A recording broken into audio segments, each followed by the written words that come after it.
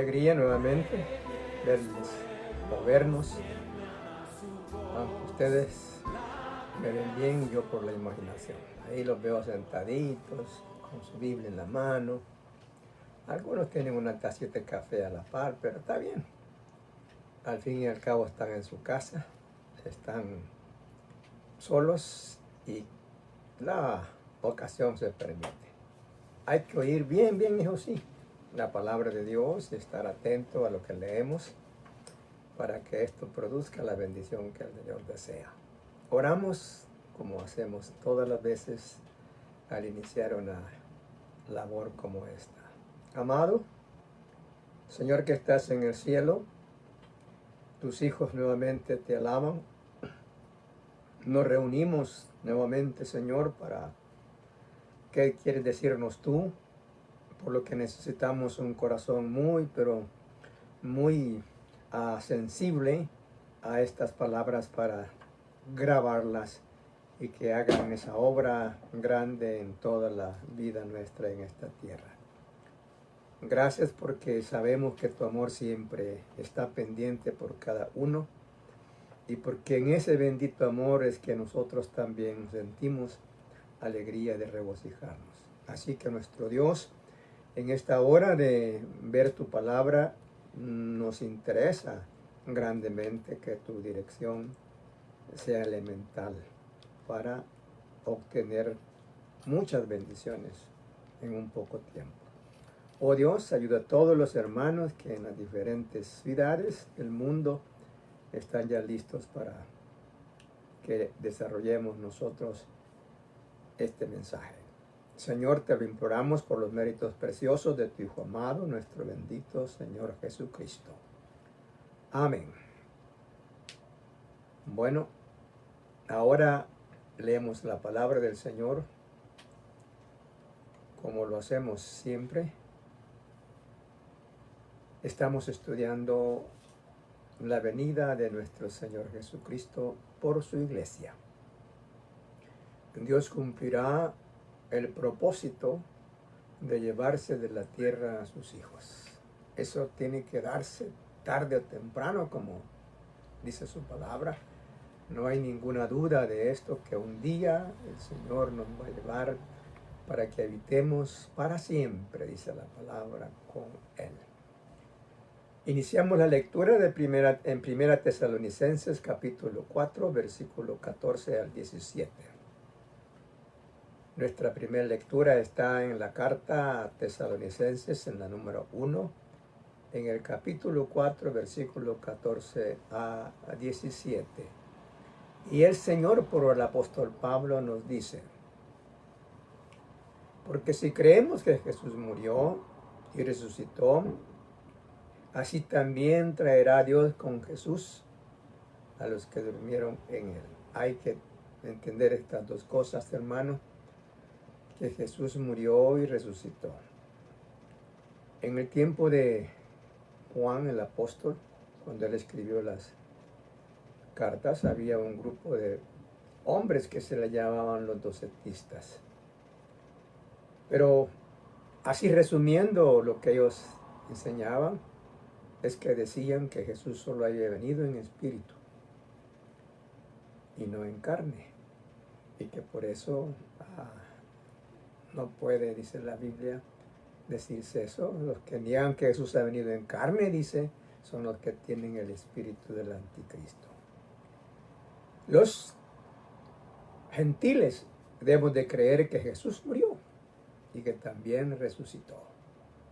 No solo saber estas cosas a medias, sino así como quiere Dios, estar impregnada la mente nuestra de que Él murió, de veras murió, pero que Él también resucitó. No lo hemos visto nosotros, claro, pero tenemos seguridad, o la debemos tener, que Él murió y resucitó.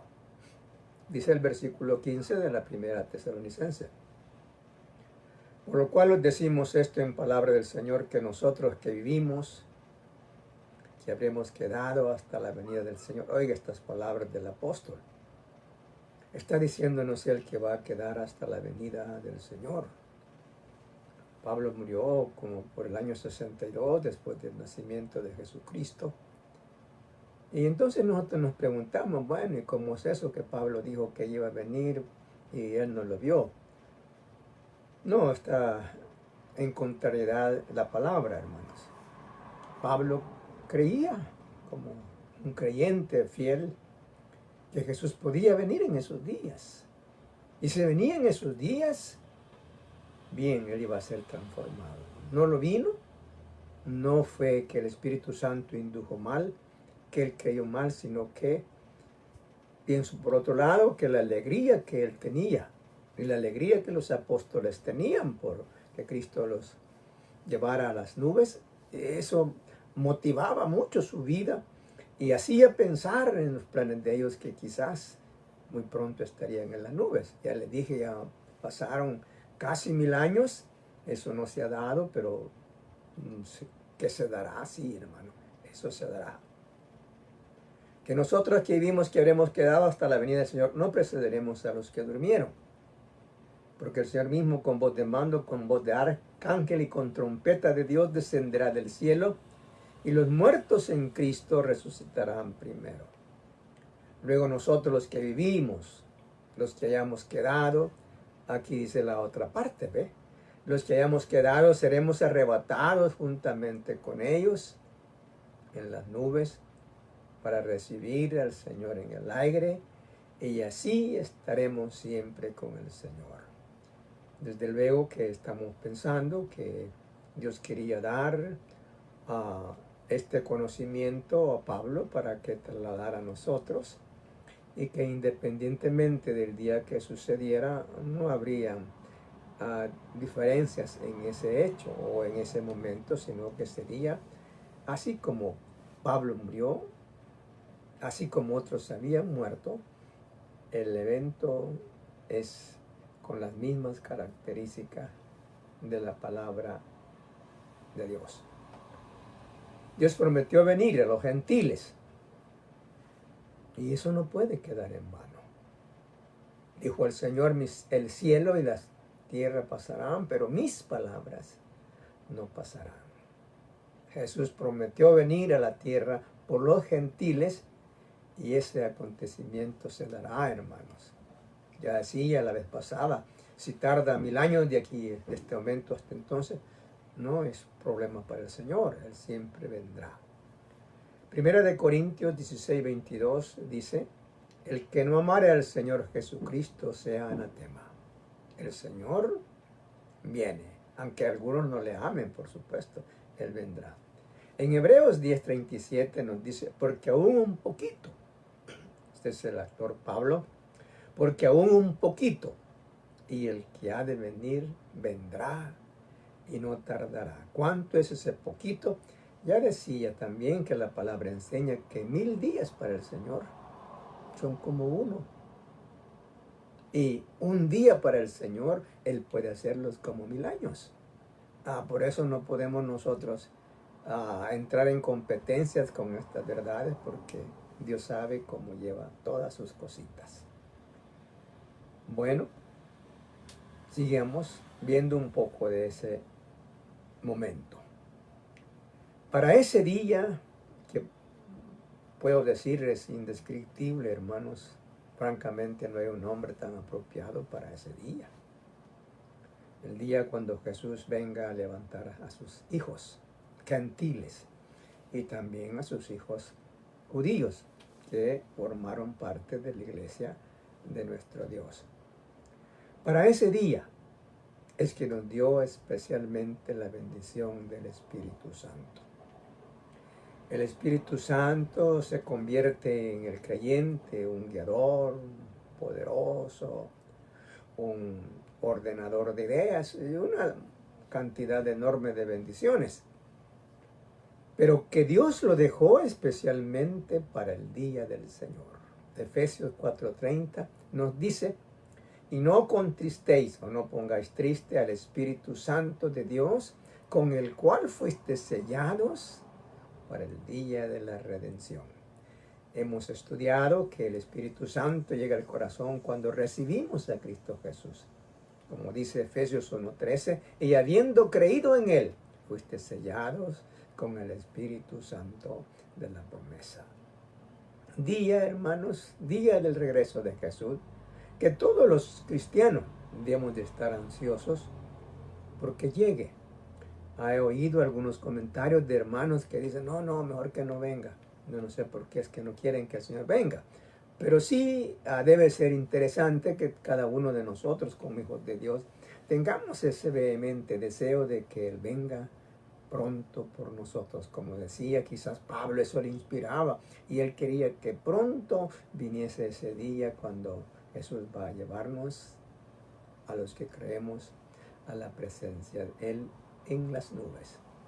Segunda de Timoteo 4:8 dice el apóstol Pablo, óigale, por lo demás me está guardada la corona de justicia,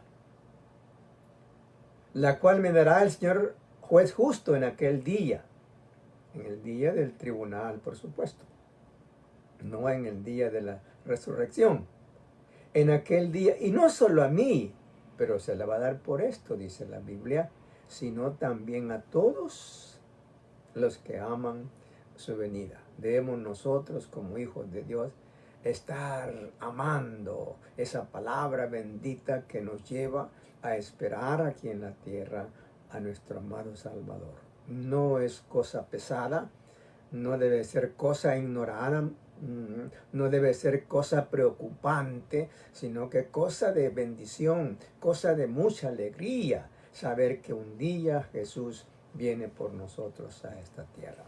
Dice el apóstol Pablo siempre a su siervo Timotito en el capítulo 2 que le envía en su carta, al versículo 12, estas palabras, enseñándonos que renunciando a la impiedad y a los deseos mundanos, vivamos en este siglo sobria, justa y piadosamente. Día en que veremos ese día de el Señor, ese día de su venida, vamos a verle nosotros, hermanos, cara a cara, como dice ese himno que cantamos, cara a cara espero verle. Así que el apóstol Juan, en su carta primera, en el capítulo 3, versículo 2 y 3, dice, amados, ahora somos hijos de Dios y aún no se ha manifestado lo que hemos de ser. Pero sabemos que cuando Él se manifieste, seremos semejantes a Él, porque le veremos tal como Él es. Y todo aquel que tiene esta esperanza en Él, se purifica a sí mismo como Él es puro. Bien, día también en que oiremos, hermanos, una trompeta celestial. Sin duda tiene un sonido muy diferente a las que oímos aquí en la tierra. Sin duda tendrá una potencia enorme porque la oiremos aquí en El Salvador, se oirá allá en Suecia, se oirá en Estados Unidos, se oirá en Guatemala, se oirá en Belice, se oirá en Nicaragua, se oirá en todas las partes del mundo. Así como la vamos a oír nosotros aquí si estamos en este país y nos quedamos para ese momento, los que estén van a oír, pero también los que están allá en Canadá también la van a oír, esa trompeta, hermano. Así que entendemos por estas palabras que es un toque excepcional jamás oído por los seres humanos. Pero esto digo, dice Pablo en el versículo 50 del capítulo 15 de 1 Corintios, pero esto digo, hermano, que la carne y la sangre no pueden heredar el reino de Dios, ni la corrupción hereda la incorrupción. De hecho, no vamos a entrar nosotros al cielo, a las nubes, con este cuerpo corrompido. Esa es la razón de por qué Dios va a transformar nuestros cuerpos y va a dar cuerpos diferentes a estos que tenemos. Claro, los hermanos que ya murieron Eso es, la tierra se encargó de transformarlos. Pero nosotros que podemos quedar, o a los que se queden, Dios dará un cuerpo sin corrupción. Primera Tesalonicenses 4:16 dice, porque el Señor mismo con voz de mando, con voz de arcángel y con trompeta de Dios. Oye, estamos hablando de ese trompetazo final. Con voz de arcángel.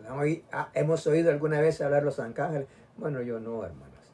Y quizás ninguno de los que me oyen lo ha oído. Pero ese día habrá una voz de arcángel también. Y una voz de mando. Ordenando qué cosas. Bueno, vamos a saberlo hasta ese último día. Pero de todas maneras estamos viendo la importancia de ese día para nosotros los creyentes. Dice, con voz de mando, con voz de arcángel y con trompeta de Dios descenderá del cielo, y los muertos en Cristo resucitarán primero. Eso sí, primero va a ir a la presencia del Señor los creyentes que ya fallecieron. Si fuera hoy este día, más tarde, van a levantarse del sepulcro los que ya fallecieron. Ya decía antes, no dice la Biblia cuánto tiempo ni qué espacio, pero posterior a ellos irán. O iremos los que estemos todavía con vida en esta tierra, pero con un cuerpo transformado. Día, hermanos, en que en una décima de segundo todo será resuelto. Oiga lo que dice 1 Corintios 15:52. En un momento, en un abrir y cerrar de ojo. Así dicen los expertos, que un parpadeo se produce en una décima de segundo. A veces no concebimos esas ideas, pero es cierto que se pueden medir algunas cosas por décimas de segundo, en lo que hacen los atletas con sus contómetros. Así que esto no es cosa, digamos, para poner a pensar a la gente, decir, pues miren cómo los está engañando Pablo, o cómo los engaña Dios. Eso no se puede hacer en una décima de segundo. ¿Cómo no, hermanos? Dios puede hacer un mundo en un segundo y no hay problemas para Él. Y no un mundo, puede hacer 100 mundos si quiere en un segundo y no es para Él. Claro que yo sé que muchas personas no entienden esto ni quieren saber cosas de esta naturaleza. Pero dice la Biblia en 15:50, en un momento, en un abrir y cerrar de ojos a la final trompeta, porque se tocará la trompeta y los muertos serán resucitados. Los muertos en Cristo. No son todos los muertos tampoco, son los muertos en Cristo, porque ya decía, alguien puede tomar esto y decir, no, si todos vamos a... No, los muertos en Cristo. Serán resucitados incorruptibles y nosotros, los que estemos vivos, dice Pablo, seremos transformados. Ese día, nosotros, de hecho, por el amor del Señor, van a recibir los vivos, o recibiremos nosotros. Ya le digo, si es la otra semana, también podemos estar en esa cuenta que vamos a recibir cuerpos gloriosos. Cuerpos, hermanos, como dice el versículo 53 de 1 Corintios 15,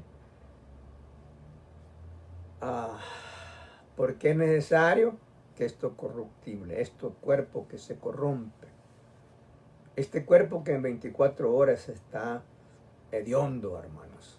Así lo sabemos. Este cuerpo que en pocas horas explota en algo que es desagradable para las mentes humanas. Pero este cuerpo, si está cuando Jesús viene, si estamos vivos cuando Jesús aparece con su toque de trompeta, esto corruptible, dice, este cuerpo se vestirá de incorrupción. Ya ahí terminó toda la corrupción del cuerpo y ahora vamos a ir al cielo con un cuerpo incorruptible. Y esto mortal, esto que muere. Alguien va a decir, mire cuántas mentiras, pero ¿es acaso falso que nuestra carne muere? ¿Y es acaso falso que hay un hombre que nunca va a morirse carnalmente? Sabemos que no, ¿verdad? Por aunque no hayamos ido a la escuela con tantos años, pero entendemos con facilidad, hermanos, que todos los cuerpos de todos los seres humanos se van a morir aquí en la tierra. No hay un lugar que diga que no, nosotros no nos morimos. Eso nunca lo hemos oído, porque no lo hay, ni nunca va a existir un cuerpo humano con esas condiciones. Está diciendo la pandemia que los muertos comenzaron en Wuhan. De Wuhan se fueron para los muertos, para la India, para China, bueno, China es la misma Wuhan, para Italia, fueron para España, se fueron para Francia, se fueron para Alemania, los muertos se fueron para los países europeos, de los países europeos los muertos se vinieron para América, llegaron a Estados Unidos, en América hubo esa distribución de muerte. Dicen que los israelitas están preparando la vacuna para los muertos del coronavirus. En todas partes, hermanos. Si usted recuerda un poco, el virus del ébola, ¿a dónde fue que mató tanta gente? No fue allá en África. En todas partes hay muertos. Pero decimos, algunos señores que leen algunos libros dicen, no, eso es falso lo que enseña la Biblia. Entonces, no, dice la palabra. Estos cuerpos mortales serán vestidos de inmortalidad. ¿Cómo, hermanos? ¿Pero cómo? Es que ese es el trabajo del Señor, ¿se entiende? Muchos quieren ponerle problemas al Señor y no quieren reconocer quién es Él. Muchas cosas grandes y hermosas, hermanos, ha hecho el Señor. Y la gente dice, no, eso es mentira, eso es cuento de los judíos, eso es cuento. Y no quieren reconocer quién hizo los cielos. Óigame, quién hizo ese sol allá que no se para. Ahí está todo el tiempo dando vueltas, aparentemente el sol. Y eso no está de casualidad, porque mire qué orden más específico tienen los astros. El sol nunca se ha trazado ni un día para salir, ni nunca se ha adelantado tampoco en su carrera. Perfecto, perfecto la vuelta del sol, hermano. Lo mismo de la luna. Si usted tiene un poco de curiosidad, el mar, las marea alta, la marea baja, exactamente todo el tiempo a la misma hora. Si usted va a controlar eso, pida un folletito ahí en la marina de cualquier puerto, ahí le van a regalar un folletito y le van a informar a qué horas es la marea hoy, a qué horas es la marea mañana, a qué horas fue ayer, a qué hora será el otro mes. Hay libros, hermanos, que vende la ciencia con 5 años del cálculo de las mareas. Porque solo es de números, solo es ir sumando los números y saque esa cuenta con facilidad. Pero la razón es porque el mar es perfecto también en su movimiento. Bien, eso lo hizo Dios. A nadie le pidió permiso ni opinión para estas cosas. Por eso también cuando Él resucite los cuerpos de los creyentes, a nadie le va a pedir permiso, ¿entiende? Con nadie va a consultar. No va a ir donde los antropólogos, ¿qué hacemos con este? No va a ir donde los otros científicos. A ver qué hacemos. No, Él lo hará perfectamente, así como lo estamos oyendo de la palabra del Señor. Entonces se cumplirá la palabra que está escrita: sórbida es la muerte en victoria. Ahí ese día, hermanos, va a concluir el trabajo de la muerte con los redimidos. Ahí se clausura toda esta intención de Satanás con querer tener dominio de la muerte para los hombres. Y ya decía que hicieron unos arreglos ellos entre Cristo, entre el diablo y la muerte, para que Cristo no resucitara, pero que ese arreglo que ellos dos hicieron no funcionó, porque el Señor es dueño de todas las cosas de Satanás y de la muerte. Él ha permitido que hagan ciertas cositas, porque Él así es bondadoso. Y Él tiene bondades aún con Satanás y con la muerte. pero un día va a quitarle todos esos privilegios a la muerte. Y cuando se oiga la final trompeta, cuando Jesús aparezca en las nubes y llame a su iglesia, ahí terminará, hermanos, toda esta dificultad que por hoy tenemos. Ese día que Jesús anuncia en su palabra se debe convertir en nosotros, hermanos, como algo que revierte cualquier dificultad que en el corazón de sus hijos pueda estar.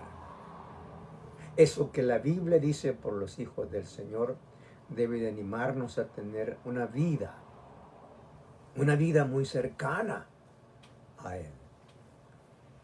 Dice 1 Tesalonicenses capítulo 5, verso 1 a 6, esto.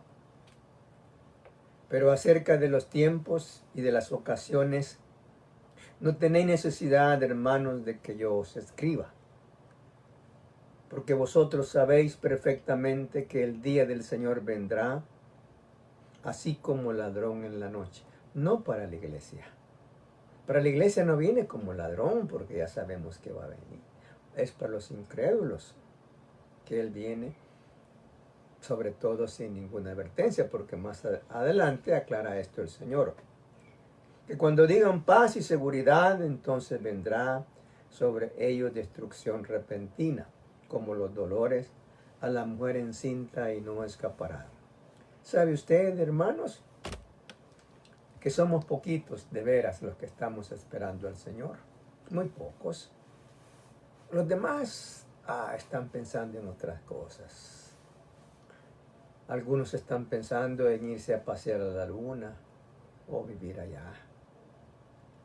Otros están pensando en que algún día van a tener una casa llena de dólares de adentro, porque no hay cajas donde quepan y van a llenar los cuartos.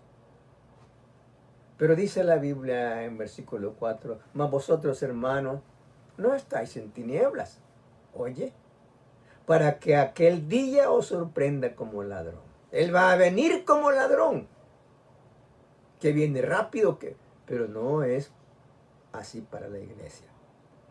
Nosotros no seremos sorprendidos, hermanos.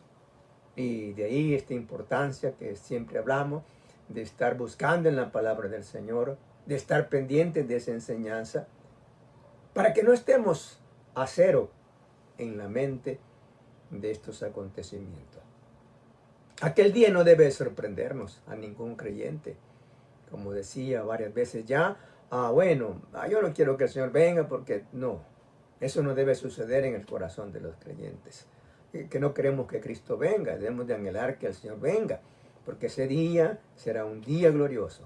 De hecho, será un día jamás contado por nadie aquí en esta tierra. Ni la palabra de Dios cuenta en todo su esplendor eso que nosotros viviremos cuando Jesús venga para llevarnos a las nubes. Así que repitiendo el 4, mas vosotros, hermanos, no estáis en tinieblas. Sorprenda como ladrón, porque todos vosotros sois hijos de luz e hijos del día. No somos de la noche ni de las tinieblas. Así que, dice el 6, por tanto no durmamos como los demás. La conducta de los que esperan a Jesús es muy diferente a la de los demás, hermano. Dice la Biblia, no durmamos. A los creyentes no nos conviene estar dormidos jamás en esta tierra. De hecho, que se refiere a las cosas del Señor. No que no vamos a descansar físicamente, no, está refiriéndose que debe haber en el corazón y en la mente nuestra cuando nos damos cuenta que Jesús viene. Entonces dice, no durmamos como los demás, sino velemos y seamos sobrios. Ya decía que sobrio es una palabra que, entre otras, tiene que estar listos, preparados. Sobrio en sí quiere decir moderado para beber. Pero ¿por qué es que no quiere beber mucho? Ahí es donde entran las otras ideas. Y nosotros debemos de estar ansiosos de estas cosas, hermanos. De que el Señor viene. Y que una de las metas diarias es esto, que Jesús viene. Que viene por usted, que viene por mí. Y entonces, en esa vida, hay la búsqueda. Como dice Tito en el capítulo 2, verso 13. Aguardando la esperanza bienaventurada. Oye, aguardando, hermanos, como está diciendo a Pablo a los tesalonicenses, no se duerma. Usted debe estar día a día esperando esa enseñanza bienaventurada. Esa enseñanza que nos dice a nosotros que un día vendrá por sus hijos el Señor Jesucristo. Y desde aquí pues tomamos los conceptos que no son valederos para siempre. Porque decía, Pablo dijo que él iba a ser transformado. En otras palabras, Pablo dice, yo voy a estar cuando Jesús venga. Y él le decía, para que usted tome su referencia, tardaron ya más de 1000 años y no ha venido todavía el Señor. Pero eso no impide la conducta nuestra con el Señor Jesús. Si Cristo tarda 1000 años de aquí para allá, ¿cómo lo voy a sostener yo esos 1000 años en mi vida? ¿Cómo va a sostener usted su vida durante ese tiempo? Así que no es eso lo que interesa a cada creyente, sino que lo que interesa para el desarrollo de esa idea es que usted y yo estemos todos los días aguardando esa esperanza.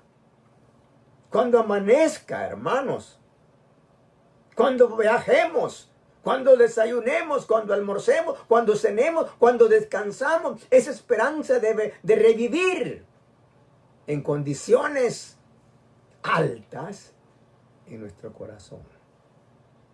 Dice, y la manifestación gloriosa de nuestro gran Dios y Salvador Jesucristo.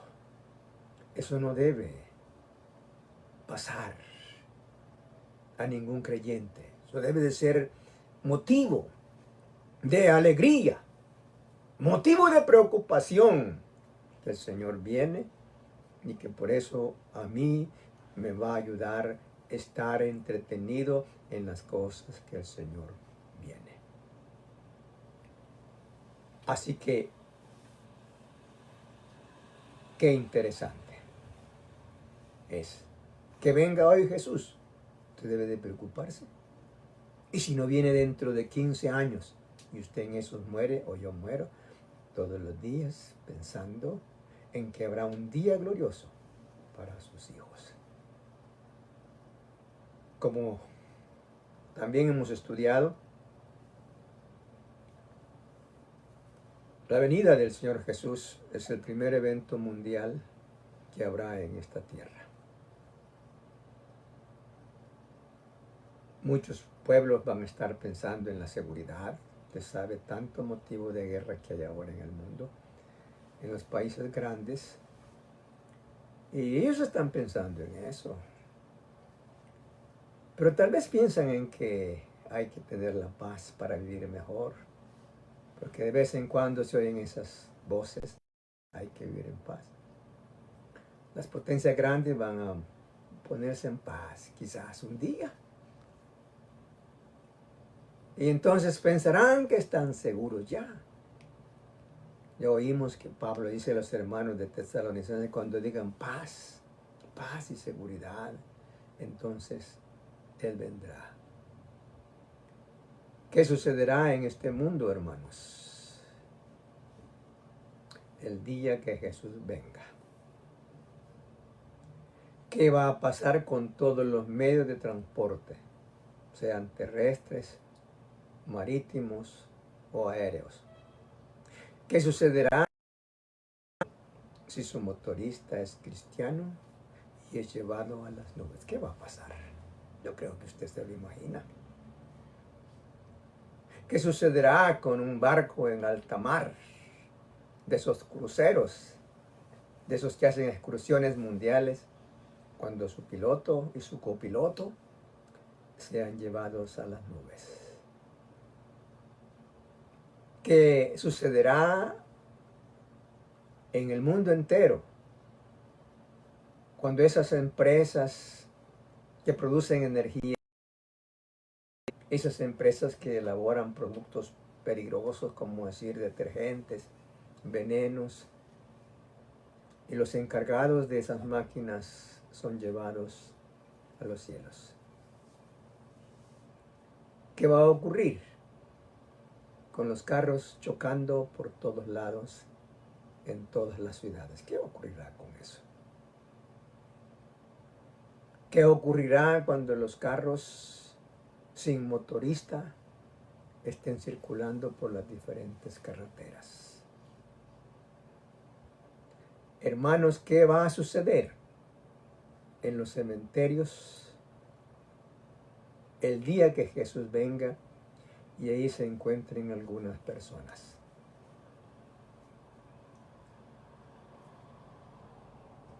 Los sepulcros se van a abrir, dice la Biblia, de los creyentes. Naturalmente, es de imaginarme que habrá una pequeña explosión sobre la superficie de la tierra. Pero cuando esos muertos se levanten, posiblemente con vestidos blancos, y la gente se enterrando a su pariente y vean que algunos cuerpos se están levantando de la tumba, ¿qué va a pasar en esas gentes? ¿Qué sentimiento habrá en su corazón cuando estas cosas se den? Están expectantes y ven un cuerpo allá subiendo, y ven otro cuerpo por allá subiendo, y ven varios cuerpos subiendo, y ven unos cuerpos juntos subiendo. ¿Qué pasará con todo esto, hermanos? ¿No le parece que muchas de las personas que andan allí van a salir a la carrera? ¿No cree usted que ese espectáculo será conmovedor en esta gente?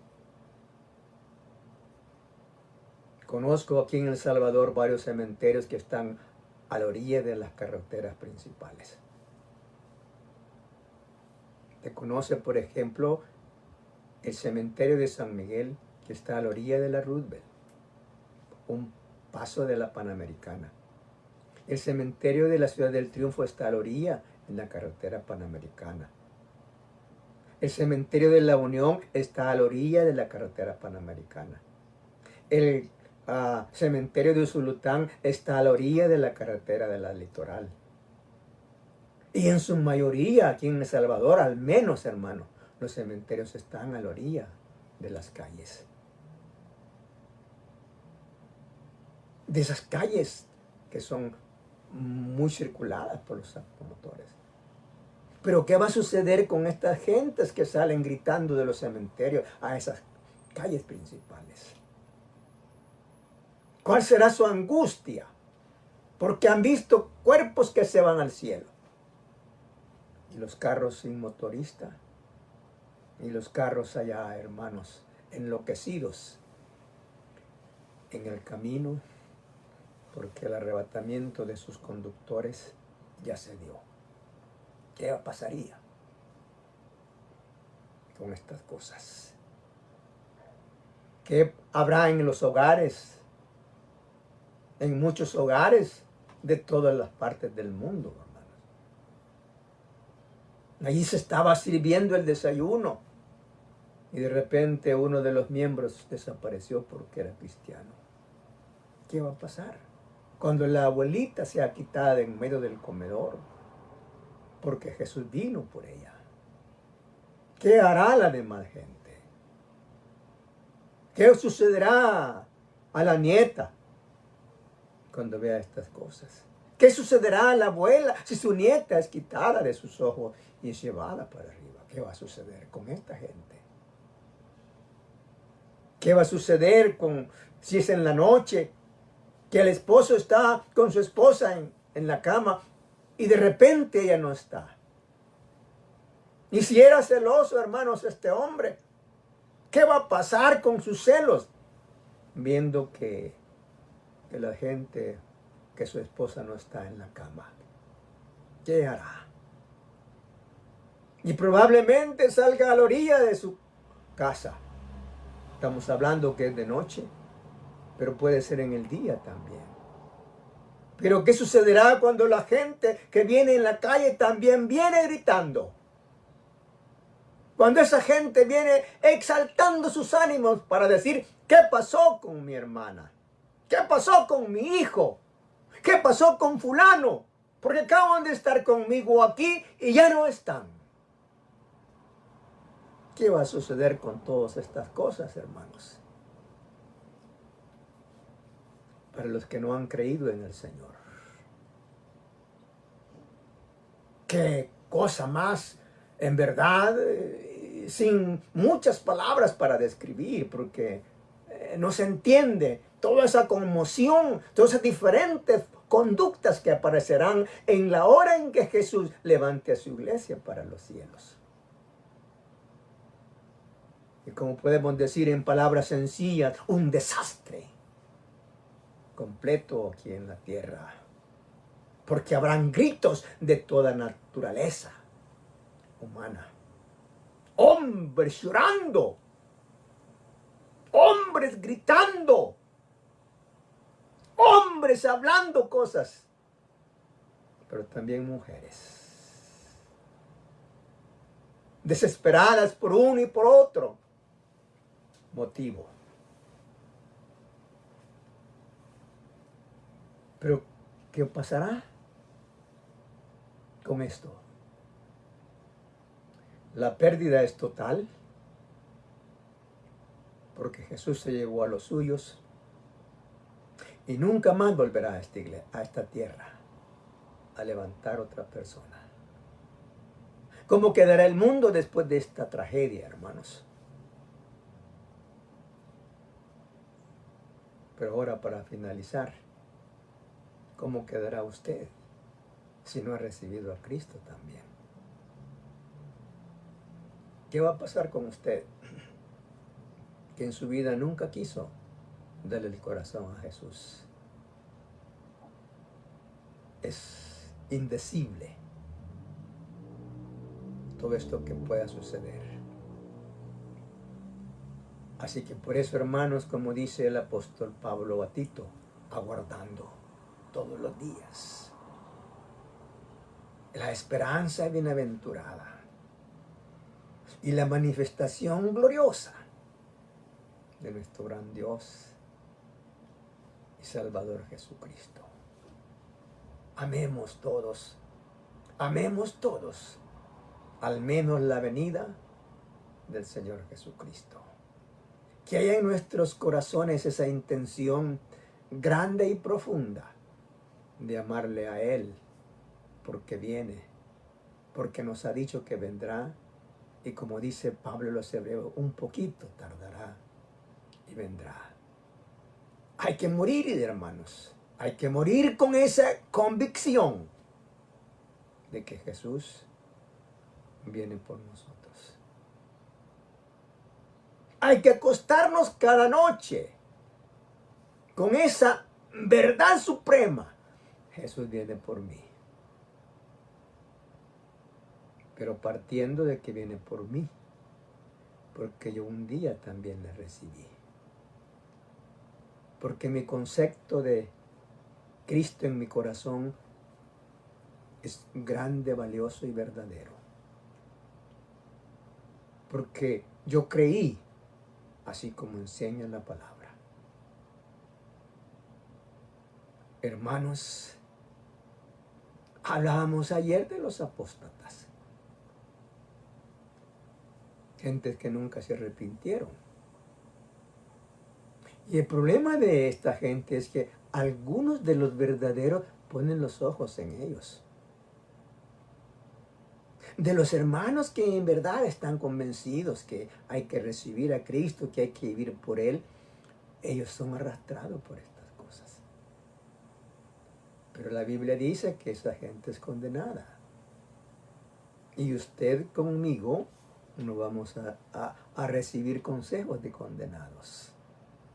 Usted conmigo vamos a recibir los consejos de la palabra de Dios, donde ella nos afirma que desde que recibimos al Señor fuimos perdonados para siempre. Y que si venimos a las manos de Jesús, nuestro corazón fue limpiado con la sangre preciosa del Señor Jesús. Y que todas las dificultades de maldad que habían en nuestras vidas, Cristo por su amor las disipó cuando en la cruz llevó esos males. Así es que estamos bien, hermanos. Ahora nos queda esto para siempre. Mientras vivimos en esta tierra, estar cada día esperando a quien nos dijo que venía por nosotros, a quien dijo que iba a ir a preparar lugar para nosotros, a quien dijo que nos tenía una herencia incontaminada, inmarcesible, reservada en los cielos para vosotros, como lo dice el apóstol Pedro. Así que, hermanos, es una gran noticia para usted y para mí de la palabra de Dios, estar seguros, convencidos de que Jesús viene por nosotros. Oremos. Amado Padre, gracias por permitirnos siempre estudiar tu palabra. Sabemos que siempre será poquito,